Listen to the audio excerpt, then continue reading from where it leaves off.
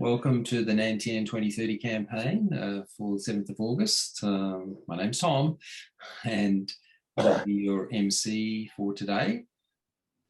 Firstly, let's acknowledge country and so acknowledge the traditional owners of country throughout Australia, since we're from various places, and recognise their continuing connection to land, waters and culture. And we pay our respects to elders past, present and emerging. So today's workshop topic being presented by Professor Stephen Hill is Circular Economy, the Circle of Wholeness.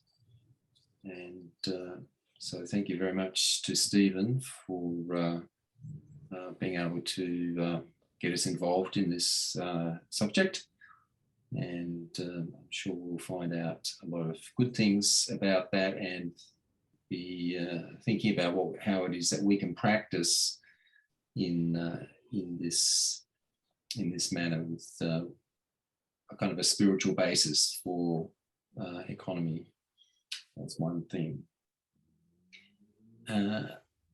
So just to kick off with a bit of participation, and so that we can also see a bit more of what we're all about, can you put into the chat one sentence of your vision that describes one part of the future that you want to see created with a spiritual and environmental community of practice? So feel free to type into the chat what that might be, just one aspect of it. Obviously, we can have quite extensive visions of how we want to see things unfold and where we want to go as humanity.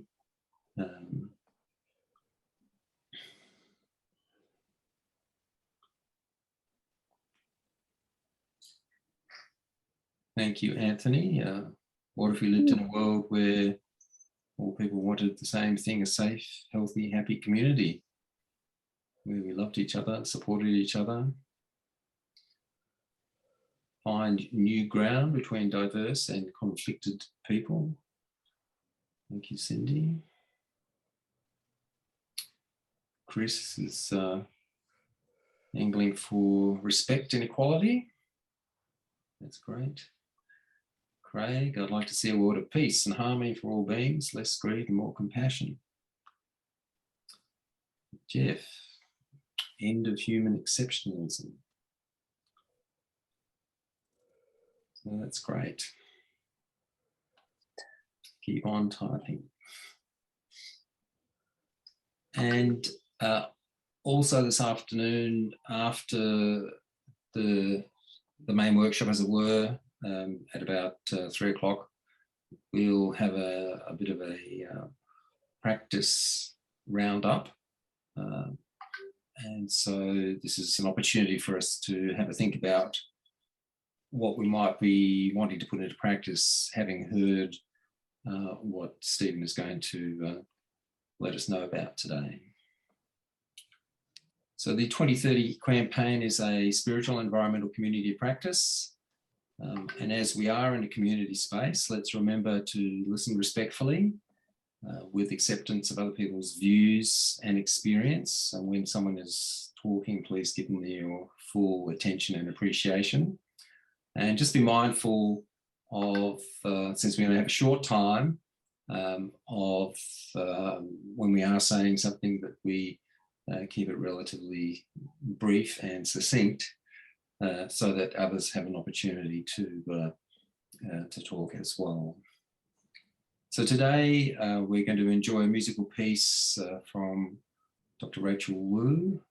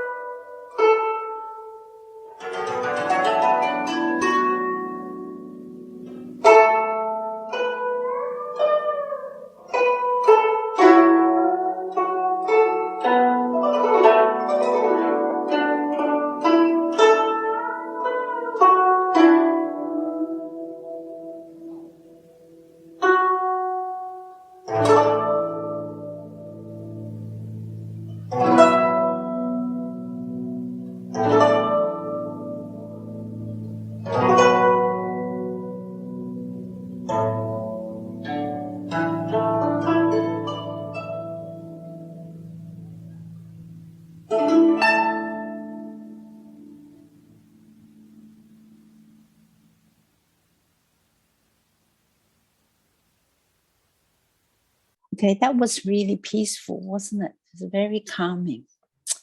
So a very good prelude to our check-in. We just take the next few minutes just to settle ourselves down. Take some deep breaths, deep breath in, deep breath out. Just breathing at your own time, at your own rhythm, without a care in the world.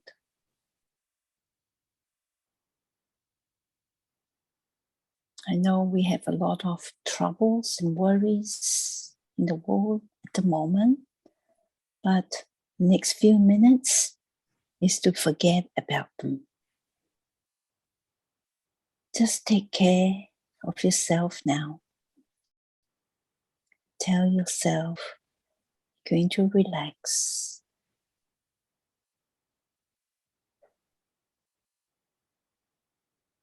Breathe in and out. Letting go of any thoughts.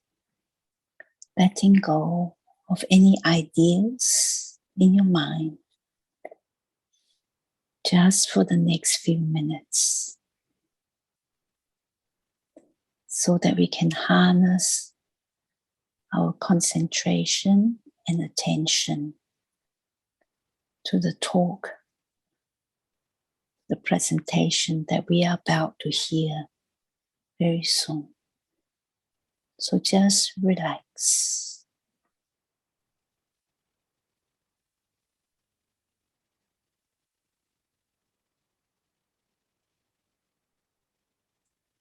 Breathe in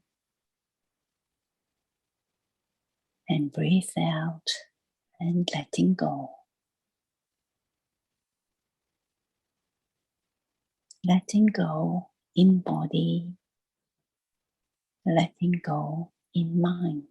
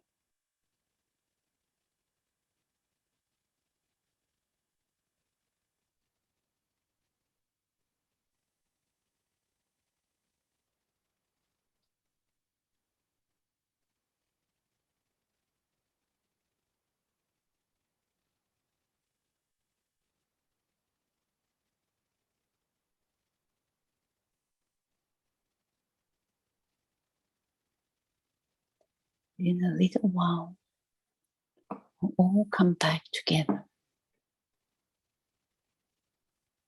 and reconnect with each other to listen with attention what we are about to hear, to mindfully, respectfully listen and reconnect with one another.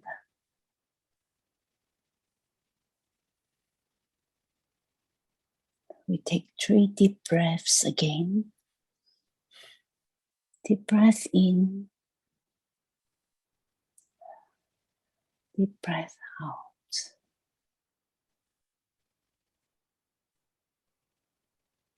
Breathe in again. And breathe out. And one more time. Breathe in. And breathe out. And we're ready to open our eyes.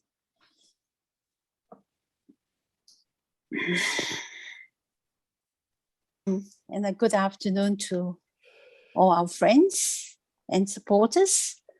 I have the great pleasure to welcome and introduce to you Emeritus Professor Stephen Hill, AM, and all the other orders of Australia.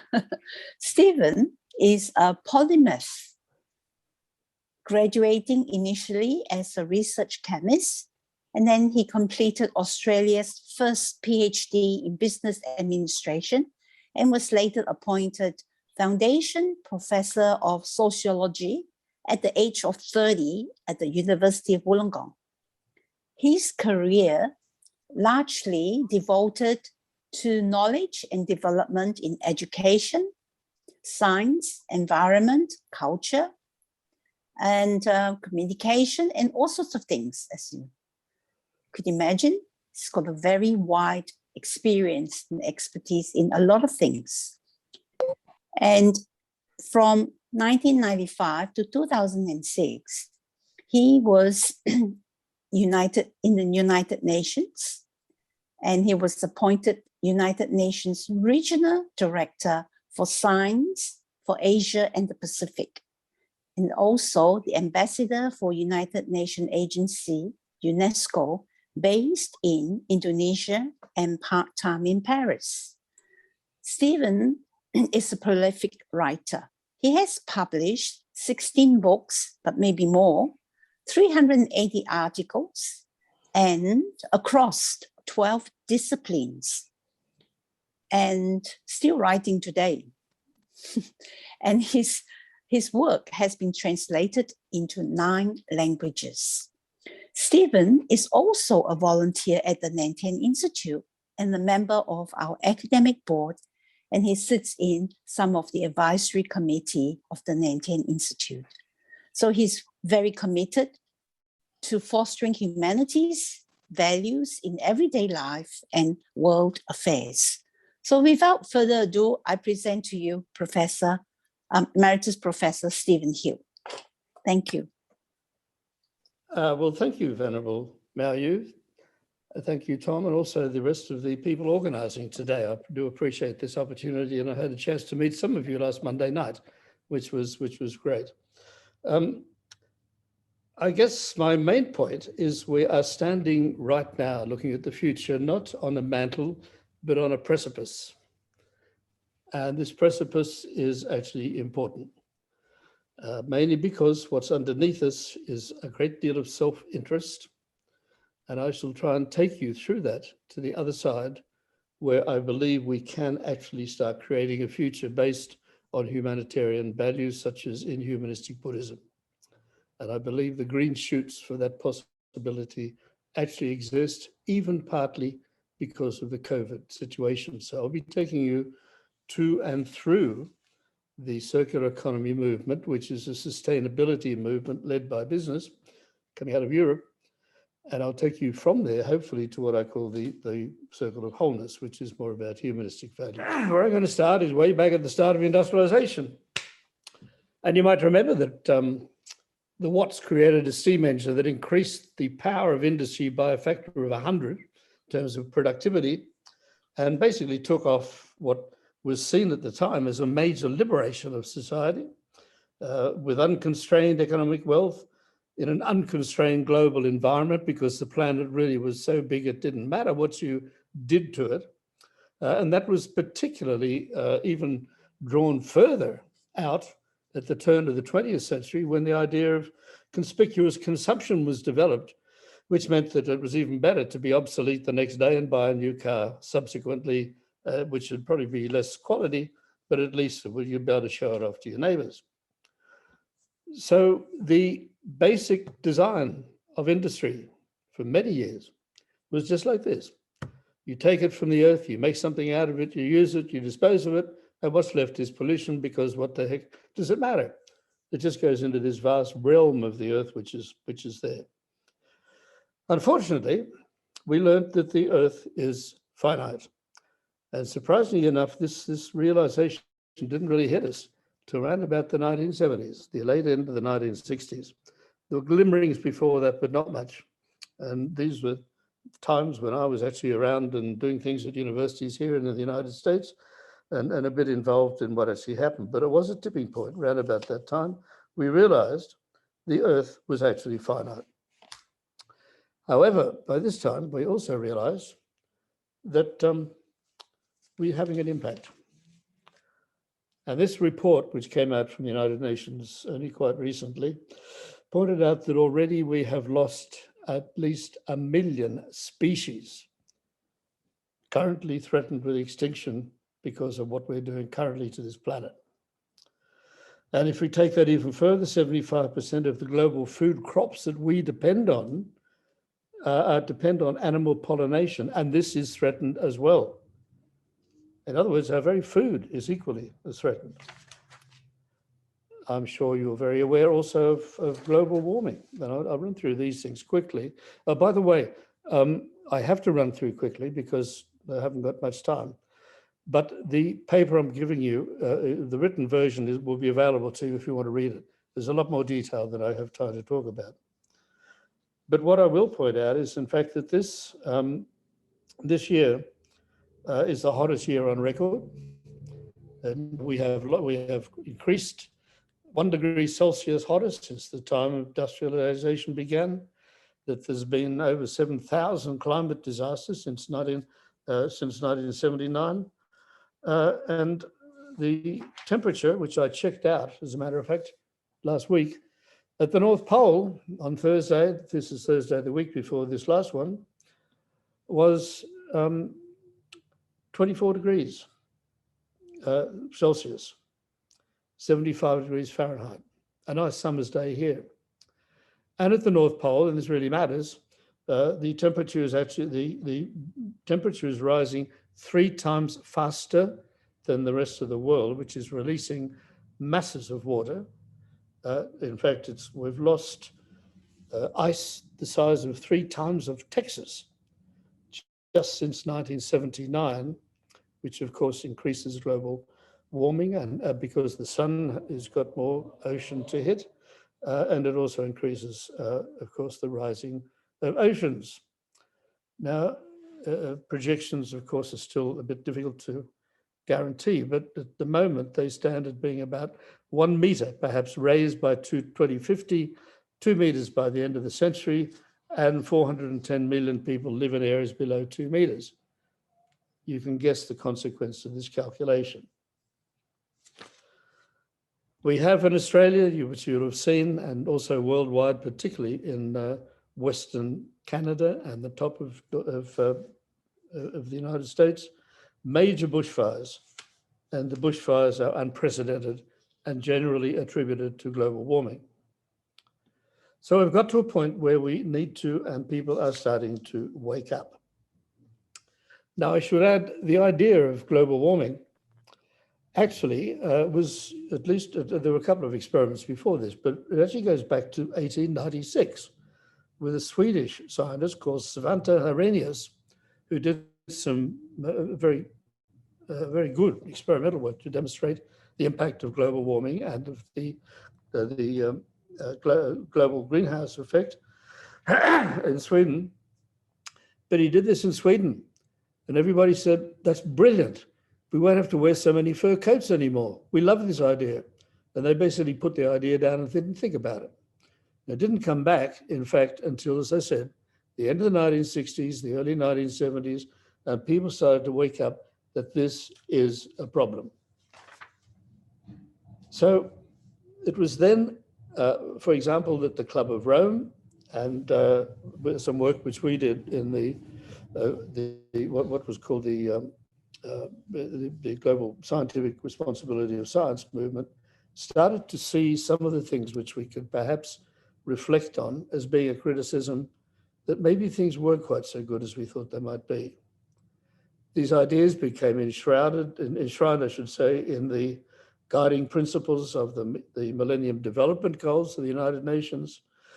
Subsequently, after 15 years, the Sustainable Development Goals, because all of the MDGs were not actually fulfilled. And we still have this sustainability as a major development right now. A side comment, but I shan't get into the politics of this. We don't have quite the same commitment from the Australian government. The UN reported quite recently a list of countries which are concerned about global, taking action to do with global warming. That is 193 countries reported. Australia was number 193, which is not a particularly good place to be. But even this, even these sorts of changes and consciousness and so on, which is starting to happen, is not enough.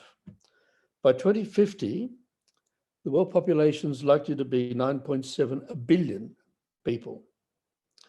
And by some calculations, this would be needed, we would need the equivalent of 3 planets worth of resources to satisfy global consumption. 3 planets worth, because we're still throwing it away into the ocean and into other sort of places. Now, this is unsustainable for reasons that you could obviously see. So the first level of strategy to deal with this is to deal with waste. And there's been a number of strategies which have followed from this that have been very sensible, including ones in Australia and elsewhere, dealing with rubbish, picking up rubbish, doing things with waste, and seeking to reduce waste coming out of industry. But what's happened quite recently is the development of what's called the circular economy movement. Only in the last maybe 8 years or so, it's come out of business in Europe. And the idea of the circular economy movement, which is now becoming quite broad spread across the world, is looking at production from a greater height. It's not just looking at the waste at the end of the production, but it's saying that waste being produced at the end is a product of the whole production system. It's not just at the end. So it's looking at a greater height, defining the problem about how we can produce to not waste so much. So it cycles back, as you can see in the diagrams. It recycles the energy, it recycles what it's been producing, it reuses what otherwise would go into disposal, and so on. And it's gained great acceptance through business, and is getting acceptance, and certainly needs wider acceptance by governments who are also starting to be attracted to assist. Countries such as New Zealand in particular, for example, because clearly legislation, public support and so on is required to really carry this through and make it really work in industry. So they're looking at an economic model which is consistent with the United Nations Sustainable Development Goals. And the key thing, which I suggest, is that it's looking at the whole system, not just at waste. And so it's much, much more powerful in being able to do this. Now, what I'd also then say, unfortunately, is that this is not enough. It's of enormous value, but I'd also suggest we stand on a history. And I'm going to go into this history right now, very, very briefly, of course, there isn't time. But particularly that we stand on a history of an economy and a system of economics which is based fundamentally on self-interest, and it has produced massive inequality. That's what we're standing on, looking at reality and looking at the future. And now we have a filter on that future, which is what COVID is doing and is going to continue to do probably for a very long time. Now let's just have a look at that for a minute, where our humanity is going. Firstly, control. The world's economy is controlled by very few people driven by self-interest. And I'll give you some ideas, just quick ideas about this. Firstly, if you look at the American stock market, 3 large corporations, BlackRock, Vanguard, and State Street, popularly known as the Big Three, control about $11 trillion in assets under management. They control something like 90% of the largest companies in the world, and they set the pattern for everybody else. 3 corporations. Take it further down, and take this is from Oxfam data, 8 men control as much wealth as half of the rest of the world. So as you can see, the product of is not just the product of good judgment and selfless control and everything else. because then you can see what happened during the COVID crisis itself. And I'll give you a couple of examples. The Oxfam had a look at what was happening during the pandemic, during the COVID pandemic, and it's very disappointing. This is a very detailed survey. The wealth of the 10 richest men in the world increased by $500 billion since the pandemic began. The Oxfam reports further that 2 of the world's largest companies stand to see their profits jump by 109 billion. But let's just look at Jeff Bezos, the richest man in the world, founder of Amazon, is a good example. Personal worth of $179 billion. His wealth increased since the pandemic began by $92 billion, did Mr. Jeff Bezos. And I should say he launched, of course, his ship in the 20th of July, quite recently, into space, the New Shepard rocket ship. And I've quoted him at the bottom of this slide. We need to take all heavy industry, all polluting industry, and move it into space and keep Earth as this beautiful gem of a planet it is. Now we're going to have to move 3 planets worth of stuff into space, including all heavy industry and all of the rubbish we're throwing away. This feels just a little bit, perhaps, not quite realistic. He thanked his workers. His workers are on $15 an hour. They earn $20,000 a year. The dock workers, this is. Jeff Bezos earns $8.9 million an hour. So he's thanking the people for sending him into space when he's making 500,000 times their wage. You think self-interest doesn't rule? I think it does. Now here, we can start looking at a troubled world, and maybe we can start to see some green shoots of possible change. As I've shown you, physically, it's a world that has troubles from climate change, extinction of plants and animals. It's a world which has social problems of concentration of control, of grammar of life based on self-interest in economics. And I suggest that this grammar of economics basically controls or shapes the way socially we live. So that what's happening, in fact, even of the circular economy, is that it is floating on the surface of deeper values. So let's see what lies underneath. I suspect we don't really notice. It's a bit like fish in water. Not until suddenly we're confronted by things which go badly wrong in our own world, as they would in perhaps the world of a fish who's thrown onto the reef. And I'll take the line from Leonard Cohen and his song, The Anthem, in 1992 on his album, The Future. Ring the bells that still can ring, forget that perfect offering. There is a crack in everything, that's how the light gets in. And I suggest that if we look at the sort of things I've just shown you, we can perhaps see where that light might be, where the crack is in the problems, but also we can see perhaps glimpse where maybe we might actually expose something which might actually help us come out of this. Now, Venerable Miao talked about some of the things which I do, but we finished a book just in 2018 called the Kyoto Manifesto for Global Economics, a platform of community, humanity, and spirituality. Indeed, Venerable LuiYang committed a chapter to that, which was on Buddhist economics, an excellent chapter. And I took LuiYang to Kyoto to talk about it. So it comes back. In fact, it was even launched at the temple during the time of the bridge opening back in 2018. But our point in that book was specifically to say, well, let's just turn things on its head and see how we can actually start to replace self-interest values with values which are those of our humanity. And these are values of trust, of care, of cooperation.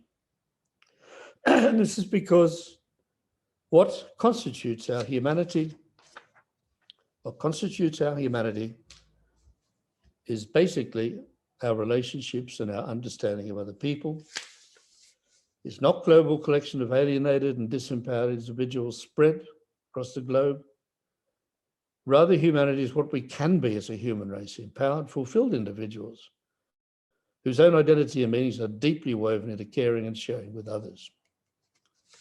So let's see what can happen when we can build from humanity.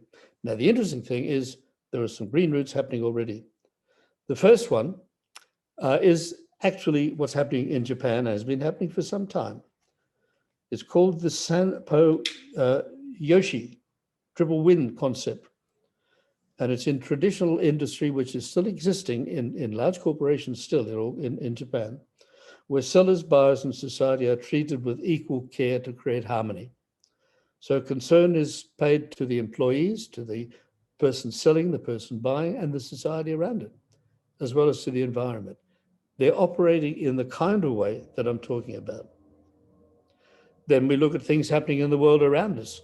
The United Nations World Happiness Report, which has been in operation now, is out of Bhutan, and has replaced GDP, gross domestic product, and gross national product as being indicators of welfare of the world in the United Nations now.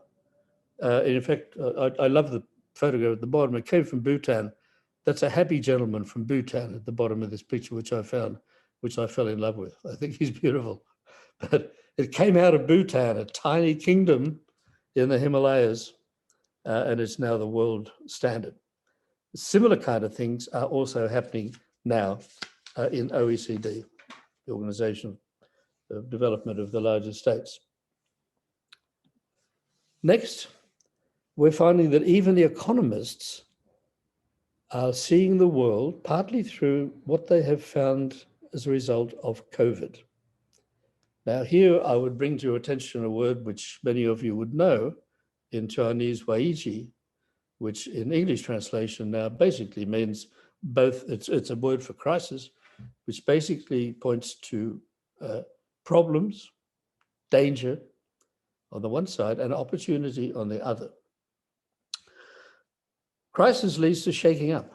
Things are not the same. And I certainly found this when I was working in the United Nations and confronted a revolution in May '98 in Indonesia, which opened up an enormous possibility of change that I could actually put into practice on freedom of expression and education.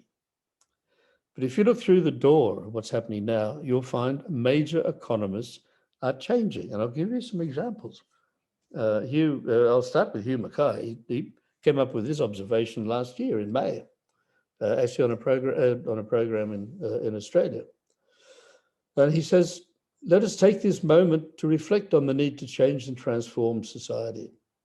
This is an opportunity to reflect, to rethink our values, reset our priorities, reconsider the ways we approach relationships, work, and institutions. How should we respond to this heightened sense of interconnectedness? But let's come to the main economists. Oxford economists Paul Collier and John Kay, in a book they put out in July last year, Greed is Dead, they conclude, as the world emerges from an unprecedented crisis, we have the chance to examine society afresh, build a politics beyond individualism. Dr. Mark Carney, who was previously the head of the British, what is it? The British Treasury anyway. The governor of the Bank of England, I apologize. He came out with a statement that said, the market is becoming the organizing framework, not only for economies, but increasingly for broader human relations, etc. He says, we need to act as an interdependent community, not as independent individuals. So it's starting to happen. We're starting to find people are seen in this way through into the future. Not only that, we also find that value has shifted in this century towards creativity and community and away from heavy industry as the source of value in the world in which we live. Now, in this sense, this is exactly where we can start. Because what it's saying, in fact, is that the source of value, the source of change, the source of potentially doing something is here. And it's in the grasp of every one of us, you, me, and everybody else. It's in our community. And this is where the humanity starts. It's where our humanity can start to make a difference. We don't have to wait around for other people to do it for us. And I would then also suggest that this is not by virtue of expressing our ego, but very much in terms of expressing what would be the values of humanistic Buddhism. And in this sense, it's building trust. This is in community. It's building the power of listening to others. It's building the power of the non-self, not of ego. The power of building a culture of care around us with other people. Creating an environment. It's an environment which basically is using the power of our own integrity to be trustworthy, to build this.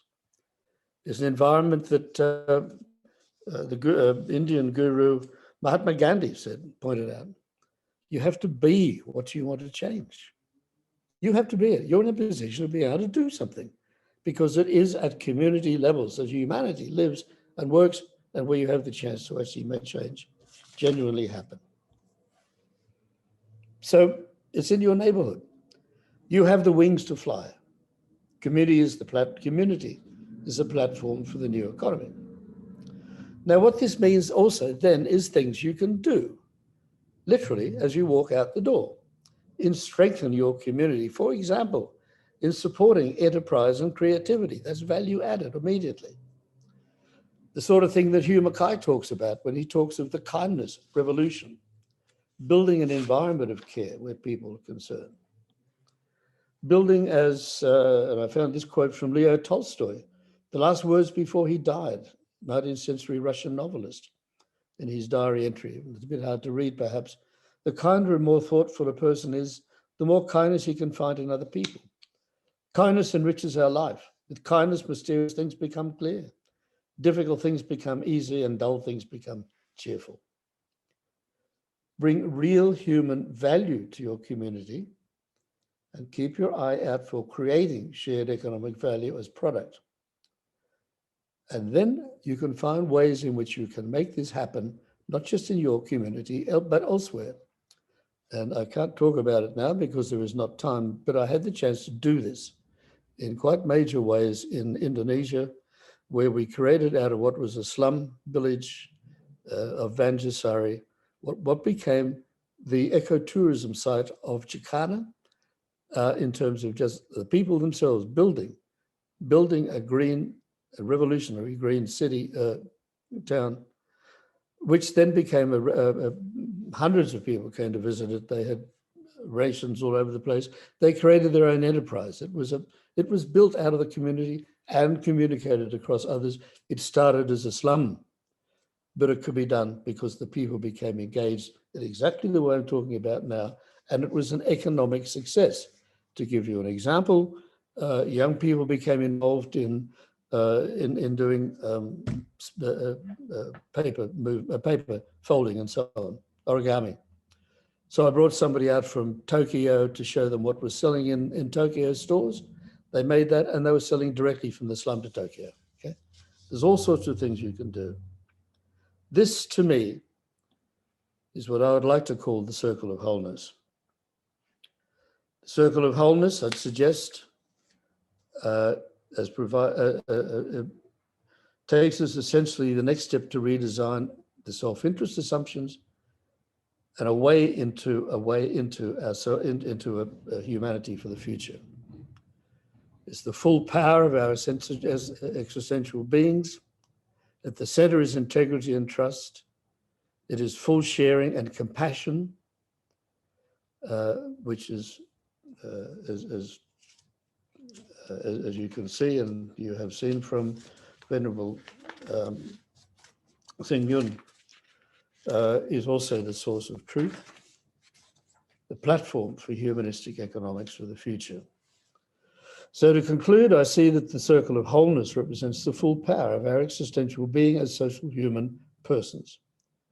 Inclusivity of our full sharing and care for others. Guidance from the many domains of human knowledge connecting in overall harmony. With caring and knowledge held in relationship by the circle's central point our focus, integrity, trust, the non-self. At the center is our humanity's truth. Action based on compassion, as Venerable Xing Yun reminds us, not for a deal, but as a gift anchored in honesty, integrity, the basis of trust. These are the values of humanistic Buddhism. Through community, I believe this genuinely is possible as a way of starting to build the future platform for a new non-self-interested economics. Thank you for listening. That's the start of doing. Thank you. Thank you, Stephen. That was just great. So now's our opportunity to start discussion. What we'll do is pop into breakout rooms and have a suggested discussion topic, which is, in our spiritual and environmental practice, how is it that we can put these kind of ideas that Stephen's putting forward into our daily life. Welcome back.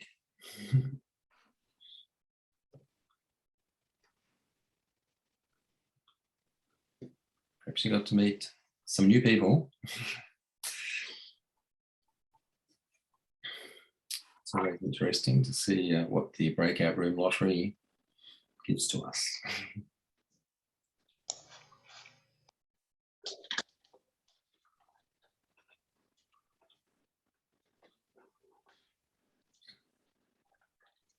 Great, so I think we're all back.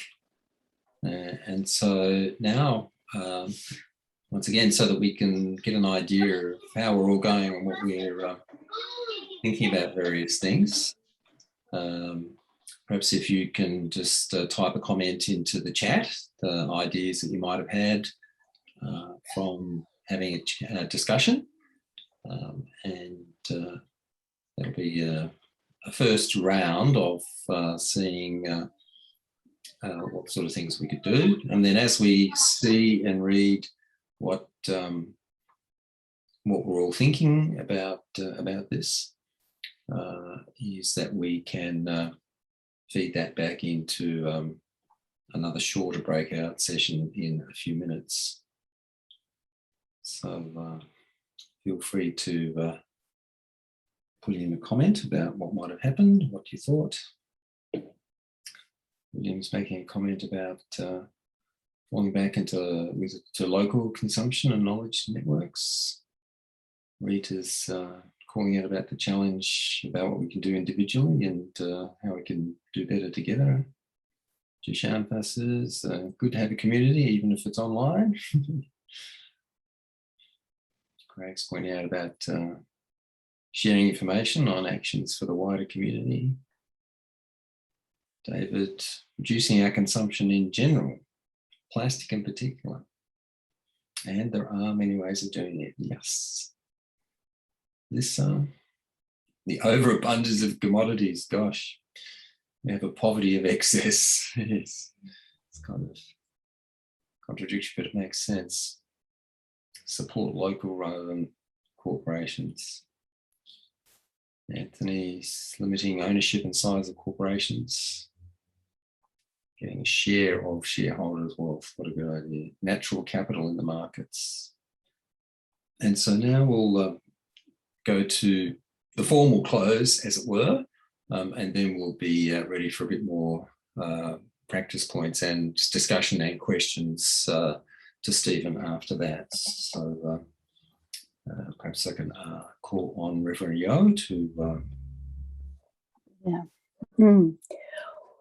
Well, that's a very interesting presentation by Stephen. So thank you, Professor Stephen Hill, for such an in-depth investigation into the circular economy movement. So in the past, we have created such a waste society. And so now we are paying for it, really. So we always, in issues of environmental, we always think that it's the government's responsibility, it's the council. And really now understanding what this whole circular economy movement is all about, it really boils down to the consumers. So we also have a part to play in that. It's about making the right choices. It's about supporting the circular economy movement industries and recycling and have no wastage. We need to probably create a new kind of humanity, caring and sharing as the center of that. And as you said, trust and integrity, knowing that we want to build a better world and we want to share and make sure that what's good for you is also good for me.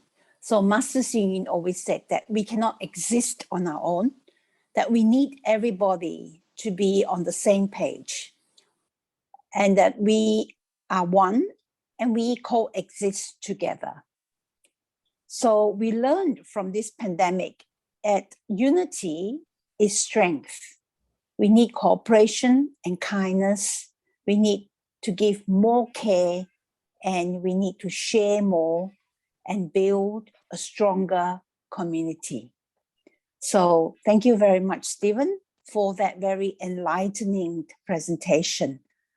So I want to wish you all a very safe and happy journey to self-discovery and discovering about your neighbors and our communities at large. So here, I'd like to return merits to all sentient beings. So we just join our palms. And can we have that dedication of merits? May kindness, compassion, joy, and equanimity pervade all worlds. May we cherish and build affinities to benefit all beings. May Chan, Pure Land, and precepts inspire equality and patience. May our humility and gratitude give rise to great vows. So thank you very much for joining us. And we have this session. If you are able to stay and join us, you are most welcome. So don't forget, next month on the 4th of September, same time, 2 o'clock, we are going to talk about how we know things. So I look forward to seeing you again. Thank you. Thank you. Great. Thank you so much, Reverend Yo. And given our time, perhaps we'll just go straight into discussion rather than do another breakout. There was a couple of questions back here in the chat, Stephen. So let me just find those. How do we adjust these global inequalities of wealth, which is seen as part of the causes of environmental degradation? And degradation. Okay, I think there's a number of things. Well, I mean, this is coming off the top of my head, but I think there's a number of things that we can think about doing, and also starting to get others, both in business and government, to keep in mind.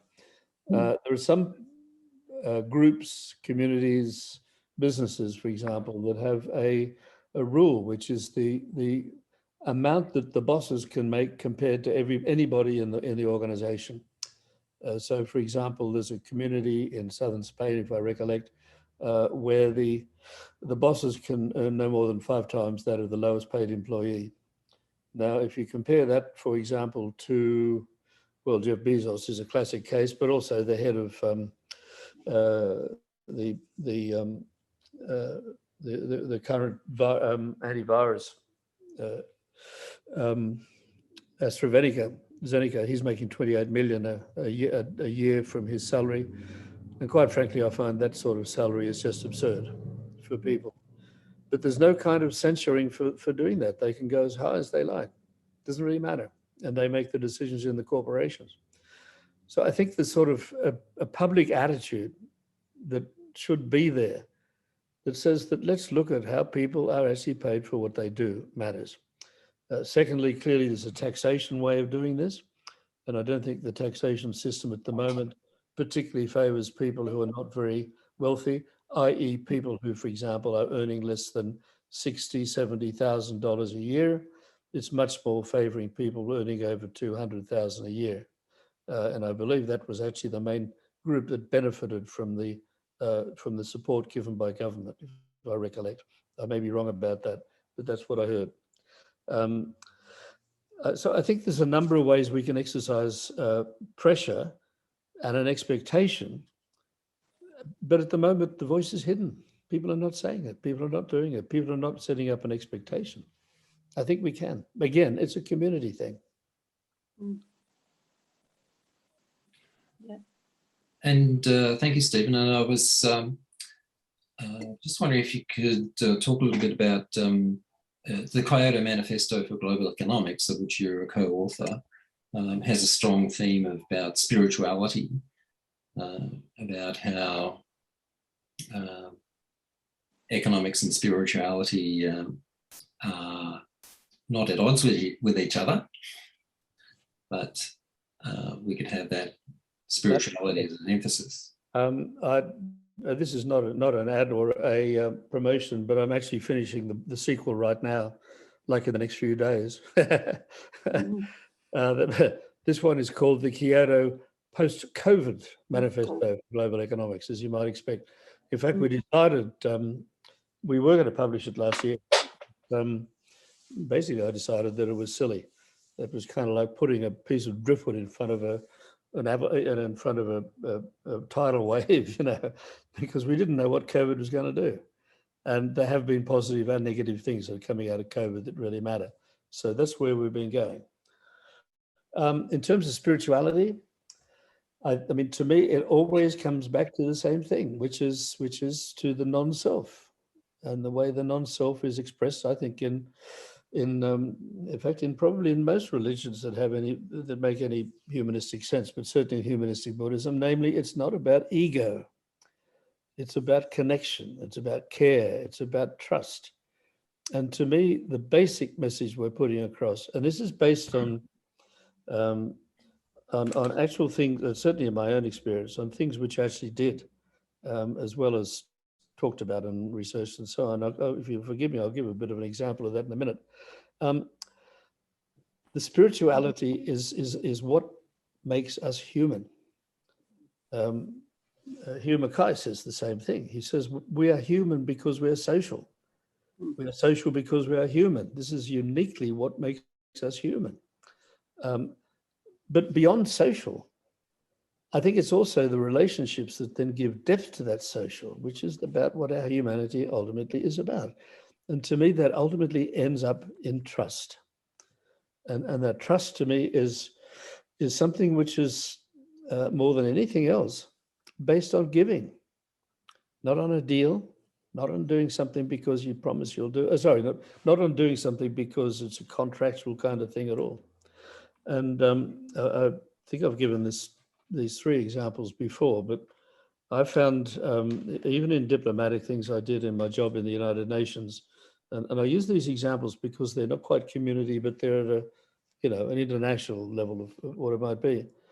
I found firstly that listening was critical as a humanistic thing, because I don't think we do it very well with other people.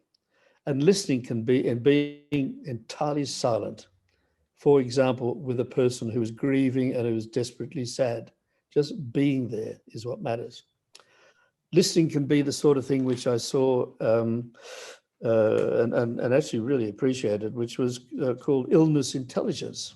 And I may have given this example before, but the idea was that often people who are sick, the people around them don't quite know what to do to really, really show how to care for them. And what the situation was a man who was a professional musician all of his life, who contracted terminal cancer and lost his arm and could not play the saxophone anymore, which was his whole life. So his friends and his wife got together, found a person in Denmark who made for him a left-handed saxophone. Okay, now that's listening. to what really the person needed. So to me, listening is critical, and it's not about what we normally do, which is working out what I've got to say. Second thing I believe is surrounding, it's not just an individual act of giving and care to an individual person, it's creating a culture of care where the expectation around you of everybody is ultimately one of them. This is a place where people care, where people really pay attention to care, and to not do that anybody is sort of not is not the way we do things around here. Building that culture and building ways in which whatever people do, you can find a way of supporting them, I think is something you can do. And I found ways of doing that that mattered in international things. And finally, the power of the gift. And in other words, and I won't go into them now, but I mean, I had a number of examples in cases. One of them, for example, was developing relations with North Korea, which was one of the countries I was responsible for. And I was able to arrange meetings between North and South Korea. They had to be in Mongolia, sponsored by China, so they had to be in a context that was appropriate. But it was also accepting things, giving things to North Korea without asking anything from them at all, but on a path that was sort of going somewhere if they wanted to follow it, and in keeping with things that they would accept rather than not accept. And ultimately, we introduced internet for science in North Korea, which was unheard of before we started, and lots of other things. But it was the gift every time that led to trust. Trust led to people offering back, and it led to long-term relationships. And I believe it's exactly the same in our relationships to other people. Yes, that's it. So just something we've been doing recently with growing veggies and things is sending each other's seeds through the mail for swapping things to grow. So that's an economy without money. Tom, just let me comment on that though. I mean, I think it's a brilliant idea, but be very careful that you identify the person doing it, because there has been a scam, I haven't seen it this year, but last year, of countries or politics or something sending in seeds of species which would destroy the Australia's habitat. Oh. And they're doing it purposively and mischievously to try and actually cause problems in Australia. They're anonymous, and people pick the seeds. Oh, that's interesting. Plant them around the place. That looks nice. I'll stick them in the field next door. And they're actually for species that destroy what we've got in our own habitat. So, I mean, all I'm saying about giving seeds, I think it's a terrific idea, but make sure that it's actually from a person, not an anonymous gift. Because yes, this is amongst a circle of practitioners or veggie growers. So absolutely. We know each other. Yeah, because there has been a scam going on, which is very dangerous, actually. Well, that's shocking. I mean, the things that people get up to is unbelievable. Oh, you're not surprised. So one of the things that we've been looking at with previously is for benefit corporations, BCorps. So there are a lot of certified BCorps, and you have to certify to B Corp for benefit corporation. So for instance, ecosia.org was the first certified B Corp in Germany, and they run an organization that takes ad revenue from their search engine, ecosia.org, and they use the funds from that ad revenue to plant trees around the world. And so I think for me, that seems like an opportunity to participate. And there's directories of B Corps in Australia. So there's an opportunity there to if I need to buy something, go and look at can a B Corp supply this to me? Yeah, that's an excellent idea. Sorry, to add to that, Tom, I think also the things which you've been developing, and I don't know anything much about this, but I've just seen that it's been happening, is lines of contact so you can buy directly from people in towns in Australia rather than through the big corporations. So you can buy from a local at the back of Griffith or whatever it might be. And I think this is marvelous in terms of spreading wealth, in terms of also being able to be inclusive of people down to community level rather than foster it through the big corps. And just one particular thing that I noticed yesterday, as a matter of fact, and I would have known if I didn't think about it, but what the report was saying was just how much food but say fruit in particular, is wasted by Woolworths and Coles because it doesn't fit the criterion of how exactly big an apple has to be to sell on their supermarket shelves. So they're left behind, they're trashed. There's so many ways in which the big corporations are actually destroying things that could be used in different ways, you know. So, I mean, I just think that to find ways in which we can spread locally, beyond even our own local community, to build, and I said before, and I think this is really important. In fact, one of the chapters I was writing in this new book, I spent quite a bit of time in India, as a matter of fact. I worked with the government and for them and did various other things. But there's some really, really interesting work going on in India at village level. Even, for example, with illiterate women, where there's a place that's called the Barefoot University, trains them in technical things like looking after solar panels and solar support in the village. They're illiterate, basically, but they then set up a hub. And that hub then starts to train the people in other things. And it's very, very basic. But what it means, and I believe we can do it, and I did mention it very briefly today, is that in our community, we can start creating the resources for being creative. I mean, maybe it's partly in music and culture and things like that, but it's also, I think, in opportunities for doing things that nurture a culture enterprise-based environment, okay? Now, we did that in the village I mentioned before, Banjarsari in Indonesia, for example. We created a nutritive and creative environment, and it just went like crazy in terms of people actually using that resource and developing their own income apart from anything else, as well as a cohesiveness of the community itself. So we can do that, and I think we can do it beyond our community by assisting, you know, these things that are going out to to people who are producing at the back of a small town in Australia directly, you know. And we had a question here, Stephen. Assuming Jeff Bezos and Richard Branson, etc., made their riches on their own merits, how can communities shift and share resources from developed to developing countries or communities without necessarily penalising the super rich? Oh, that's an easy question.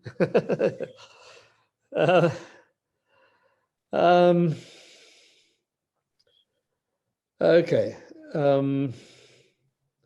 Look,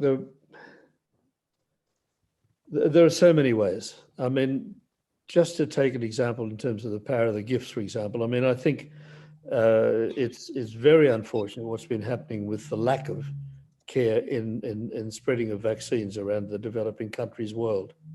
They just haven't gone out to the people. I came across 10 countries in Africa, and none of these countries had any ventilators at all in their hospitals. Okay, you look at the things such as children's health, and the parents can't afford to keep them in hospital for more than a day, and so on and so on and so on. Now, these are things that are partly supported by support of organizations like WHO and other organizations, which is always desperate for money because people don't give it easily. And governments like, in particular, the United States, I've found, in direct context and so on, played the money game for politics very much between the country where the money's coming from. So route number one is through funding agencies and partly channeling and partly supporting lines that they follow, including one's own government, and making that a condition even through who you vote for or what they do. Second thing, I think, is that perhaps we ourselves need to be conscious of what we can do. I mean, ideally, it's great if we can go. I mean, at the moment, we can't go anywhere, so that's not going to help too much. But most certainly, there are ways in which we can help in other countries by finding ways we can provide resources for them. And I think that means more than not doing it anonymously at all, but finding lines of contact so that you can actually form a link, a real link to a community, to a people, to some others, and let that grow, let it flower, that you become a part of it. And then ultimately, when we've got a chance to actually move, then maybe we can go there and actually we can become genuinely a part of assisting and being part of that community. But I don't think it's just giving a gift and so on. I think it's finding a way of actually feeling like and being, for them, part of their community. We're helping them. We're part of that community. I think the real strength and the real power of changing the economic distribution and so on still comes back to community and building community standards and building the voices out of that community, including to politics and to organizations of the world and so on, that says, this is what we demand of what you do. And what we are demanding is in fact the sort of same sort of care that we're talking about in our own local community, operating at a larger level. Thank you. Well, we're coming up on 3:30. Is there any final comments or questions? In regards to the food wastage by, say, big corporations, I did come across this thing in Coles called Odd One Out, and then they were selling these cucumbers that were supposed to have been like thrown away, but they were selling them in the market. So I think that's something that people can look out for as well. Well, one thing which does happen, of course, is that some of the homeless type organizations actually do pick up what's been thrown out because of being past the use by date. And that's really very useful. I accept that entirely. And I do believe that that's something which should continue. That if there is a use by date, that's good for the customers and it's important for various other reasons. And there should be a way in which anything that's just beyond the use by date, but still is okay, it should be used and should be free. But I'm also talking of something before that, well before that, is what they bring into the store in the first place. Okay.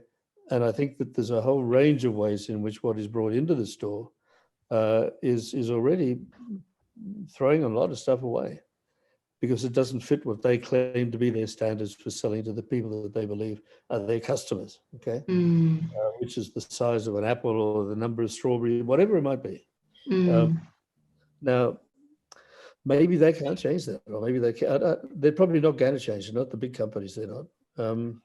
I don't know what to do about that, quite honestly, except maybe to build up other links back to the people who are marketing it or bringing it out from their own farms and stuff in the first place and say, well, why don't we set up a link to sort of step to quality 2 products, you know, whatever that might be, which is small apples, you know, or whatever they might be. There's something which is not going to sell to a supermarket, but which is a worthwhile product and it's worth, you know, you can use it, you can eat it, you can do things with it.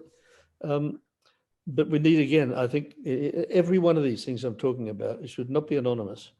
I believe we need to use lines of connectedness of people, okay, including there. And I feel we're working, for example, with people in small communities in Australia, regional communities. We should have a line to those people. If we're working with people in developing countries, we should have a way of finding a line of connectedness. So in a sense, even though we're not actually in part of their community, we're still part of their community. And I think that's really, really, really important, you know.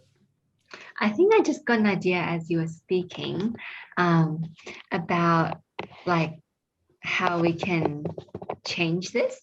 So because I was thinking of how cars and like industrialization and how consumerism is mainly it's something that was marketed and now put into people's minds as something that is desired. So essentially it was created. But if we somehow have organizations where we can, I guess, market the sense of like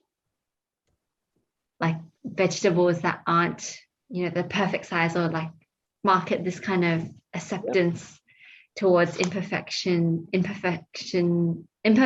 things, then I think, yeah, that could be like something that is changing people's minds and their attitudes about. Yeah, I mean, it's saying, I mean, you've got to have standards too about what you're selling, you know, which is saying this is safe in all sorts of ways, but it's not big, you know, or something. something which lets people feel secure about what they're actually buying. I think that's got to happen. It's got to be through links and so on too. Right. But yeah, it's a great idea. Key. I must admit, sorry, I just saw an advert this the other day, and I loved it. It's not quite the same, but it's similar. And it's two barbershops very close together. And one barbershop advertises haircuts for $5, and the other barbershop says, "We offer haircuts for $15 to fix the $5 haircut."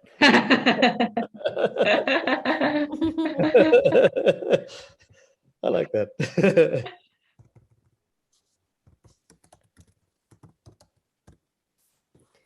And also, I would say, you know, for as a spiritual practice, it is very important. I believe, I'm telling myself anyway, but I would like to share, where we must actually take responsibility and looking at ourselves. We can actually look at others, and rather than it's actually looking at others in the sense of, oh, he doesn't do that, she doesn't do that, they should have done this, they should have done that. We can actually look at it and say, oh, yes, I can do, I'm not going to do that. I can do it this way. So we take actions rather than expecting other people to take actions. We can set the example. We can actually be the leaders, you know, like Gandhi have said, you know, be the change you want to see. Why expect other people and pointing our fingers at other people where we just do it? You know, why not just do it? Absolutely right, Ling. I totally agree with you. I think there's another thing too, excuse me, and that is that one of the, or maybe two of the chat comments talked about people being handling, oh, excuse me, please, handling division and people in conflict with people and stuff like that. And there's an idea out of music, and again, I've probably talked about this at other times. I just don't remember. I don't know when I've talked about it, whatever. But I made it the structure of the book of the Kyoto Manifesto, and it's the concept out of music called polyphony. And the whole concept of polyphony in music can be taken into other contexts. The idea of polyphony in music is putting together two or more different genres, even, but into an overall symphony, an overall harmony. Okay, and in fact, I've been involved in doing this with in January with a group that I formed a long time ago in Indonesia, as a matter of fact, using music to work with children and healing and stuff. But we, as a patron, put on a program of which was basically around polyphony. But the main idea of it, this was led by a musician from London who I know very, very well, who works with indigenous music and modern music together. And so they brought together, it was based in Bali, although it was by Zoom, but also other countries all over the world, totally different forms of music into overall, absolutely different into overall sort of harmony. Now you can do that with people, and you can do that with ideas. In other words, you draw them together. You say, okay, they're different. Even the crowd, I mean, I'll give you an example. I believe that if we're going to have knowledge, and this comes back to what you're going to deal with shortly, Tom, the criteria of knowing something in a different domain is going to be different.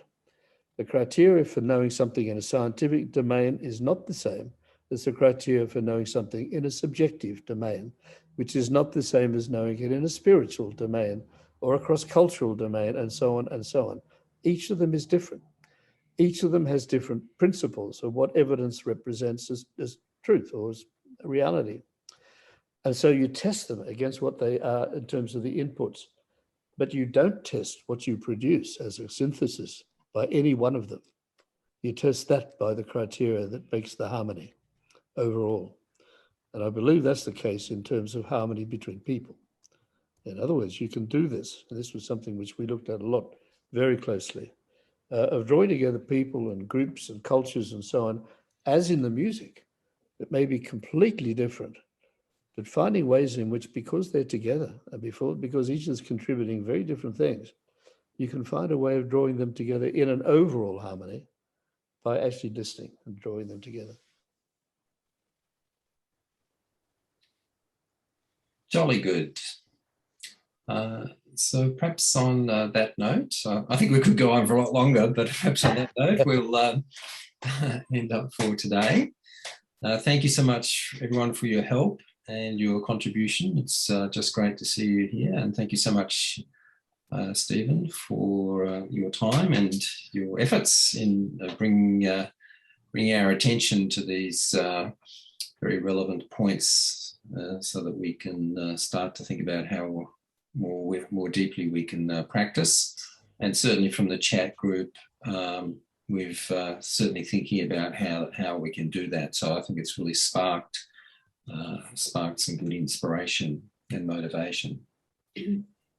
So let's unmute and shall we say goodbye? Tom, just one reminder. You mentioned the idea that the actual talk is in the chat session. You might draw that attention again because the talk is different. Sorry, the written version is not the same as what I said in the sense that I obviously talked to it. And I think the talk that's written is probably a lot more cogent than whatever I said, in words. I think it was. I don't know what I said in words anymore. But it's but it might be worth reading it and getting a feeling for it for those who want to. So making sure they know that what the tag is was probably maybe quite helpful. Yes, I've just posted that into the chat again. So you can right now should be able to save the chat stream on your own computer, and that will save the links for you as well. But also we will send out a follow-up email just with some of the highlighting comments and also the links, link to Stephen's presentation as well. Good, Tom. Thank you.